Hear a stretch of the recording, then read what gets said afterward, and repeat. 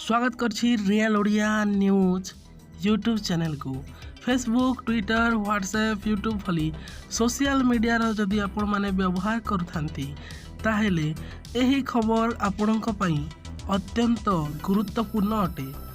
Madrasa Bombay Madhya Pradesh high court Gudi करे जनहित याचिका दायर करी एही सबु सोशल मीडिया अकाउंट को आधार सह संयोगीकरण करने पई कुहा जाई अछि।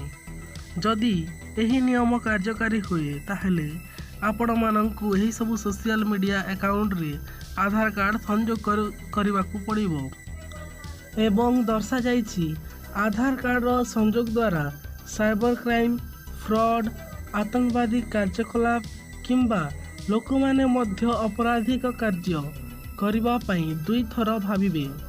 किंतु सुप्रीम कोर्ट को पूर्व राय अनुसार कौनसी प्राइवेट कंपनी आधार कार्ड डाटा को व्यवहार करें नहीं। ए संबंध में आपण माने कौन चाहती आमको कमेंट करके जणातु। आम चैनल नु आसतिले चैनल को सब्सक्राइब करनियंतु।